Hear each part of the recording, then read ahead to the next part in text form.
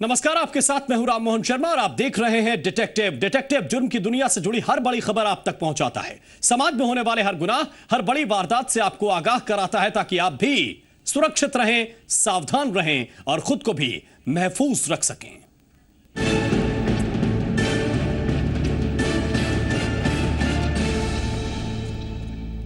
उत्तर प्रदेश के नोएडा की शिप्रा मलिक के 4 दिन बाद मिलने के बाद भी सस्पेंस बरकरार है। अब भी पूरा सच सामने नहीं आया है। यूपी पुलिस और गुड़गांव पुलिस की थ्योरी बिल्कुल अलग अलग है। मेरठ रेंज की डीआईजी ने बाकायदा प्रेस कॉन्फ्रेंस करके यह बताया है कि शिप्रा मलिक खुद पारिवारिक तनाव की वजह से घर छोड़कर गई थी, जबकि गुड़गांव पुलिस का दावा है कि शिप्रा को किडनैप किया गया था। नोएडा की फैशन डिजाइनर शिप्रा मलिक 4 दिनों के बाद गुड़गांव से मिल गई हैं। लेकिन शिप्रा की गुमशुदगी की पहेली अभी भी उलझी हुई है। शिप्रा पर यूपी पुलिस की थ्योरी किसी के गले नहीं उतर रही। ये थ्योरी खास तौर पर गुड़गांव पुलिस के खुलासे से तो बिल्कुल ही अलग है। यूपी पुलिस की माने तो शिप्रा ने खुद अपने अपहरण की साजिश रची थी। पारिवारिक तनाव की वजह से घर छोड़कर चली गई थी और टीवी पर अपनी तस्वीर देखकर खुद वापस आने का मन बनाया। अब तक के दिए गए उनके बयानों के आधार पर किडनैपिंग जैसी कोई चीज सामने नहीं आई है। रात में 1 से 1:30 के बीच में उन्होंने अपने पति को फोन किया। पति के द्वारा ये सूचना तत्काल पुलिस को दी गई और उन्होंने बताया कि वो गुड़गांव के अंतर्गत एक गांव के पास हैं। एसएसपी नोएडा के नेतृत्व में एक टीम तुरंत रवाना हुई और वो उनको वहां से सुकुशल लेकर आई है। लेकिन गुड़गांव की पुलिस यूपी पुलिस के इन दावों की धज्जियां उड़ा रही है।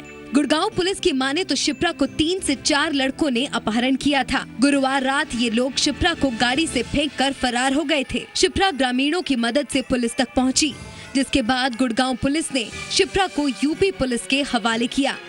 यही नहीं, यूपी पुलिस का दावा है कि 29 फरवरी को शिप्रा गाड़ी खड़ी करने के बाद बस पकड़ने गई थी, जबकि इससे पहले कहा जा रहा था कि गाड़ी खड़ी करने के बाद शिप्रा बैंक गई थी, लॉकर से गहने भी निकाले थे। 29 फरवरी के दिन बोटैनिकल गार्डन के समीप, जहां उनका अपना घर है और जहां से उनके पति का अपने दोस्त के घर आना जाना है, वहां पर उन्होंने अपनी गाड़ी खड़ा की। वहां के बस स्टेशन से उन्होंने बस पकड़ी। डीएनडी के रास्ते से वो बस धौला कुआं तक गई। धौला कुआं पर उन्होंने दूसरे राज्य की परिवहन निगम की बस पकड़ी और वो वहां से दूसरे राज्य में स्थित आश्रम में गई हैं। पहले दावा किया जा रहा था कि शिप्रा सर्विलांस की मदद से मिली है, जबकि डीआईडी का कहना है कि शिप्रा ने खुद अपने पति को फोन किया था। ये सही है कि सरपंच के मोबाइल से उन्होंने अपने पति का नंबर मिला के बात की थी, लेकिन उनकी रिकवरी नोएडा पुलिस के द्वारा तत्काल की गई थी। वो गुड़गांव के किसी पुलिस स्टेशन में नहीं लाई गई थी। सवाल है, अगर शिप्रा मलिक का अपहरण नहीं हुआ तो गुड़गांव पुलिस किडनैपिंग का दावा क्यों कर रही है? अगर ये सच है तो वो कौन लोग हैं जो शिप्रा को गाड़ी से फेंककर फरार हो गए? सवाल ये भी कि क्या एक महिला अकेले अपने अपहरण की साजिश रच सकती है?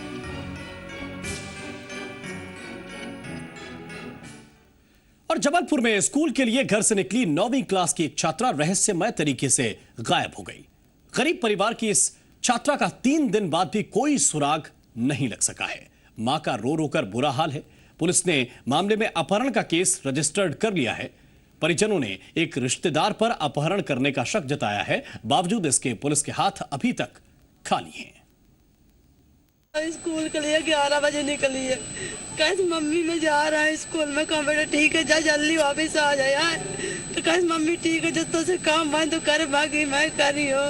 समोसा बिलवाई है पर बर्तन समेट के धोई है। अगर मैं चले जा तो एक मां अपनी खोई बच्ची को वापस लाने की गुहार लेकर जबलपुर के घमापुर थाने पहुंची है। इस मां की नाबालिग बच्ची पिछले 3 दिनों से लापता है। 9वीं कक्षा में पढ़ने वाली कृष्णा घर से स्कूल गई थी, लेकिन जब स्कूल खत्म होने के कई घंटे बाद भी वो घर नहीं पहुंची तो माँ बाप को चिंता हुई। उन्होंने पुलिस को इत्तला की, लेकिन 3 दिन बीतने के बाद भी अब तक बच्ची का कोई सुराग पुलिस के पास नहीं। 12 बजे स्कूल के लिए निकली, जो शाम को नहीं आई। तब पता चला कि स्कूल से नहीं आई, तब कंप्लेंट लिखाने फिर थाने आए। पुलिस तसल्ली दे रही है कि जल्द ही बच्ची को खोज निकालेगी, लेकिन इस पूरे मामले में एक गंभीर बात यह भी है कि बच्ची के परिवार वाले बच्ची के अपहरण की आशंका जता रहे हैं। बच्ची के पिता ने मैहर के रहने वाले एक रिश्तेदार पर अपहरण करने का शक जाहिर किया है। 2 दिन बाद हमको ये पता चला कि एक लड़का फोन करता, आता जाता रहा फोन वहाँ से, तो उस शक में एक लड़के को गिरफ्तार करवाया। ये अपहरण की रिपोर्ट लिखाई थी? अपहरण की लड़का मैहर का है। पता है? नहीं, वो थोड़ा रिश्ते में दूर के रिश्तेदार लगते रहे। इस सब के बीच पुलिस ने बच्ची के साथ पढ़ने वाली छात्राओं से भी जानकारी हासिल की है। पुलिस का दावा है कि बहुत जल्द इस मामले का पटाक्षेप होगा। घमापुर थाने में जो प्रकरण पंजीबद्ध किया गया है, ये चूँकि आजकल नाबालिग बच्ची अगर गुम हो जाए या उनका पतासाजी में ना मिले तो अपराध का ही प्रकरण पंजीबद्ध, अपहरण का अपराध का प्रकरण पंजीबद्ध किया जाता है और गंभीरता से ली जाती है। ये प्रकरण संभवतः नाबालिग बच्ची का है, इसलिए अपहरण का प्रकरण भी पंजीबद्ध किया गया है और इसको गंभीरता से भी ली। जैसे जैसे समय गुजरता जा रहा है, वैसे वैसे कृष्णा के परिवार की चिंता और बढ़ती जा रही है। वहीं शहर में लगातार नाबालिग बच्चों के गायब होने के मामलों का पर्दाफाश करने में पुलिस की पेशानी पर भी बल पड़ रहे हैं। फिलहाल ये एक चुनौती जबलपुर पुलिस के सामने है कि कब एक मां की लाडली मां के आंचल में होगी। कार्तिक अग्निहोत्री, जी मीडिया, जबलपुर। और मध्य प्रदेश की सड़क से कहीं जाने से पहले एक बार आपको फिर से सोचने के लिए मजबूर होना पड़ सकता है। ये बातें हम आपको डराने के लिए नहीं कह रहे हैं, दरअसल ये हकीकत है, ये वो सच है जिससे आपको और हमको यानी दोनों को बाखबर रहने की जरूरत है। क्योंकि ग्वालियर के करीब सड़क पर आधा दर्जन बदमाशों ने न केवल एक गाड़ी में सवार 5 लोगों से लूटपाट की, साथ ही उनको इतनी बुरी तरह से पीटा कि अब उनकी जान पर बनाई है। एमपी की सड़क पर है जान का खतरा। लुटेरे बैठे हैं ताक में, निशाने पर हैं आप। सोचिए, एक सुनसान सड़क, आप अपनी गाड़ी से जा रहे हैं, अचानक गाड़ी खराब हो जाती है और फिर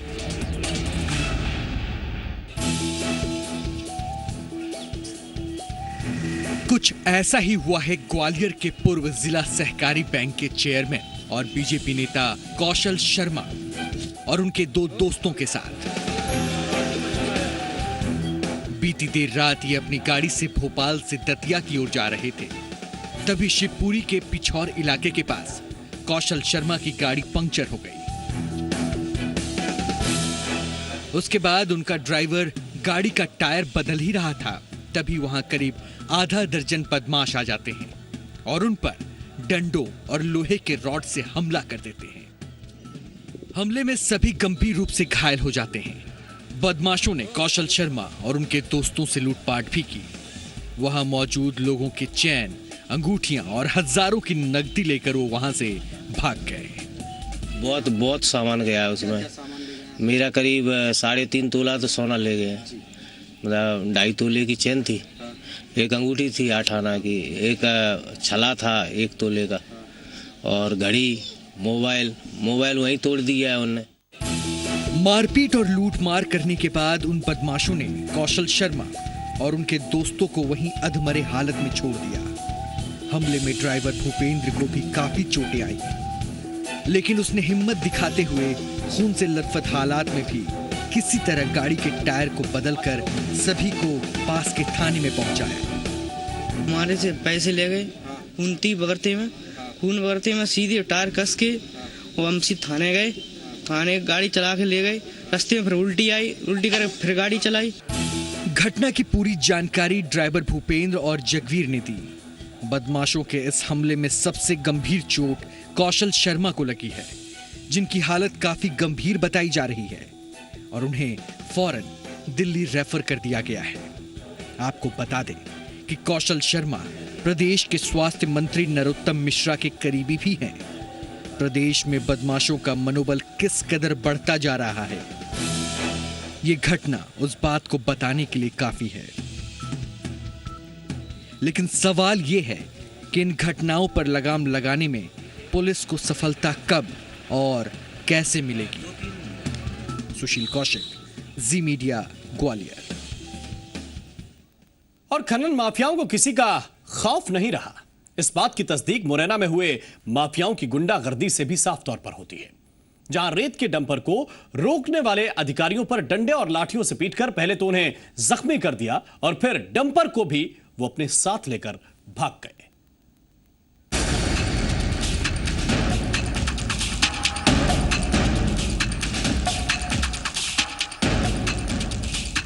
मध्य प्रदेश में खनन माफियाओं को किस तरह ना तो प्रशासन का कोई डर है, ना ही कानून की कोई चिंता, इसकी बानगी एक बार फिर से देखने को मिली है। गुरुवार की देर रात मुरैना में खनन माफियाओं ने न केवल रेत से भरा डंपर वन विभाग की टीम से छीन लिया, साथ ही वन विभाग के अधीक्षक के साथ साथ 3 लोगों को लाठी और डंडों से पीट कर अधमरा भी कर दिया। दरअसल वन विभाग अधीक्षक जेपी शर्मा अपने अमले, एसएएफ जवान और सराय छोला थाना पुलिस के साथ मिलकर रात्रि गश्त को निकले थे। ये लोग चंबल किनारे सर्च ऑपरेशन कर मुरैना शहर की ओर लौट रहे थे। उसी दौरान उन्होंने एक रेत से भरे डंपर को नेशनल हाईवे 3 पर रुकवा लिया। इस बीच वन अधीक्षक जेपी शर्मा का काफिला उनसे पीछे रह गया था, इसलिए डंपर ड्राइवर को बातों में उलझाकर उन्होंने रोकने की कोशिश की। लेकिन इसी दौरान पीछे से एक गाड़ी में बंटी पहलवान अपने 3 साथियों के साथ आता है और जेपी शर्मा, डिप्टी रेंजर विशाल तोमर और एक वन अधीक्षक पर लाठी डंडों की बरसात कर देता है और मौका देखकर वो डंपर छुड़ाकर भाग जाता है। इस हमले में जेपी शर्मा और उसके साथियों को काफी चोटें भी आई हैं। हालांकि जब तक पीछे से एसएएफ की टीम मौके पर पहुंचती, तब तक वे लोग वहां से भाग चुके थे। वो बस हमारे 5-10 मिनट की हमारी बातचीत हुई, इसके 10 मिनट बाद वो आ गए। जब तक उस दौरान ही 5-10 मिनट के बीच में वो एक स्विफ्ट गाड़ी आई। स्विफ्ट गाड़ी वाले ने उसमें से लठ वठ निकाले और लठ बरसाना शुरू कर दिया। उसने आव देखा ना था बंटी गुर्जर, तो आपने उसने प्राणघातक हमला किया, जान से मारने की धमकी दी। बोले देखो कैसे पकड़ते, बोले थाने में रिपोर्ट लिखाई तो जान से मारूंगा। घायल हालात में जेपी शर्मा अपनी टीम के साथ सिविल लाइन थाना पहुंचते हैं और आरोपी बंटी पहलवान के खिलाफ मामला दर्ज कराते हैं। पुलिस ने भी शासकीय काम में बाधा पहुंचाने, मारपीट करने के साथ कई अलग अलग धाराओं पर केस दर्ज कर लिया है और घायलों को जिला अस्पताल भेज दिया गया है। जिसमें उनको जयप्रकाश शर्मा जी एसडीओ फॉरेस्ट हैं, उनको चोट आई है। लाठी डंडों की मुदी चोट विशाल सिंह तोमर है वन रक्षक, उसको आई है। दोनों का मेडिकल कराया गया है, जो कोई गंभीर चोट नहीं है। बंटी पहलवान और 3 अज्ञात उसके जो साथी थे, उनके विरुद्ध प्रकरण पंजीबद्ध किया गया है। ये कोई पहला मामला नहीं है जब खनन माफियाओं ने सरकारी कर्मचारियों को अपना निशाना बनाया हो। खास बात तो ये है कि खनन माफियाओं के जहन में प्रशासन का जरा भी खौफ देखने को नहीं मिल रहा और धड़ल्ले से वो अपने कारोबार को पसारने में लगे हैं।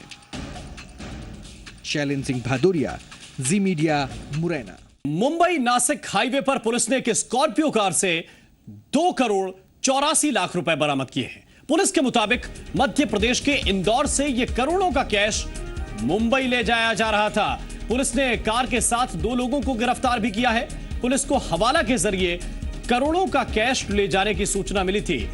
कार की पीछे वाली सीट के नीचे एक लॉकर में यह कैश छिपाकर रखा गया था और पुलिस को इस कैश के मिलने के बाद उस हवाला कनेक्शन की तलाश है कि आखिर यह कैश किसका है और किसके पास पहुंचाने की कोशिश की जा रही थी।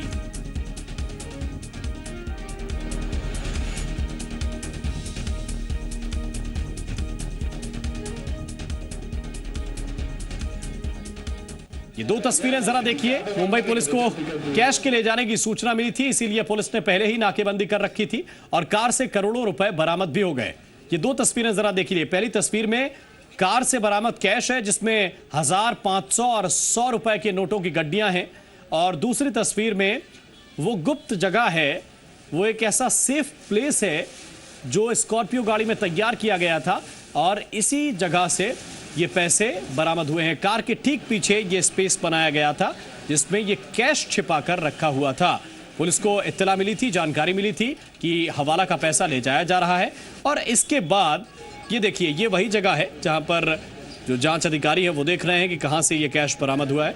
इसी जगह से ये कैश इतना बरामद हुआ है और देख रहे हैं आप, ये है 2,84,00,000 रुपए कैश।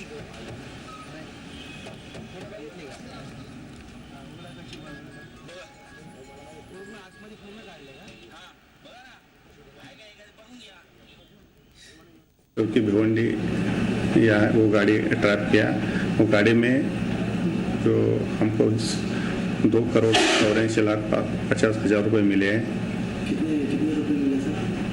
2,84,50,000। जो स्कॉर्पियो गाड़ी थी उसके वो जो सीट के नीचे उन्होंने एक स्पेसिफिक जगह बनाई थी और उसमें लॉकर टाइप किया था, उसके अंदर पैसा रखा था। अभी 2 जो सस्पेक्टेड है इस समय उनको हमें ताबे में लिया है, गाड़ी लिया है और जो कैश है वो भी ताबे में लिया है पंचनामा करके। जो प्राइमरी इन्वेस्टिगेशन है उसके मुताबिक वो अभी इंदौर से आ रहे थे और बॉम्बे जा रहे थे। और टीकमगढ़ के पलेरा थाना क्षेत्र में सड़क किनारे अज्ञात युवक का अधजला शव मिलने से सनसनी फैल गई। खेत में मिले युवक के शव के सीने में 3 गोलियों के निशान मिले हैं और शव के कुछ दूरी पर ही एक कार भी मिली है जिस पर खून के निशान हैं। हालांकि अभी तक न तो युवक की पहचान हो पाई है और न ही हत्यारों की। वहीं पुलिस का कहना है कि सारे मामले की जांच की जा रही है। पुलिस ने इसे प्रथम दृष्टया जो है अपराध प्रकरण पंजीबद्ध कर प्रकरण विवेचना में लिया गया है और चूंकि वहां पर से मौके से एक 4 व्हीलर भी मिली है और जिस संबंध में पुलिस जांच कर रही है और जांच के उपरांत में निश्चित रूप से जो है पुलिस कोई ना कोई निष्कर्ष पर पहुंचेगी। रतलाम के सैलाना में लक्ष्मण पाटीदार ने कीटनाशक पीकर खुदकुशी कर ली। मृतक की जेब से कीटनाशक की शीशियां और बैंक के नोटिस मिले हैं। पुलिस जहां आत्महत्या इसे मान रही है, वहीं घर वाले हत्या का आरोप लगा रहे हैं। सैलाना तहसील में रहने वाला लक्ष्मण पाटीदार कर्ज से परेशान चल रहा था। उसकी जमीन और मकान भी बिक चुके थे, यहां तक कि उसका बेटा पवन भी उसे छोड़कर अलग रहने लगा था। फिलहाल पुलिस इस पूरे मामले की जांच कर रही है। और भिलाई के जवाहर नगर में पत्नी को बंधक बनाकर उसके साथ मारपीट का मामला सामने आया है। पीड़ित महिला ने अपने मकान मालिक पर भी अश्लील हरकत करने का आरोप लगाते हुए रिपोर्ट दर्ज करवाई है। जवाहर नगर में किराए के मकान में रहने वाली पीड़ित महिला का कहना है कि उसका पति शक की वजह से उसे घर से बाहर नहीं निकलने देता था। पीड़ित महिला का आरोप है कि उसका पति उसे गोदाम में बंधक बनाकर हमेशा मारपीट किया करता था, यहां तक कि उसका पति उसे अपने माता पिता से भी बात नहीं करने देता था। पीड़ित महिला का आरोप है कि मकान मालिक संतोष गेहान भी उससे छेड़छाड़ कर रहा था, जिसकी शिकायत पीड़ित महिला ने पुलिस में की, जिसके बाद पुलिस दोनों आरोपियों को हिरासत में लेकर पूछताछ कर रही है।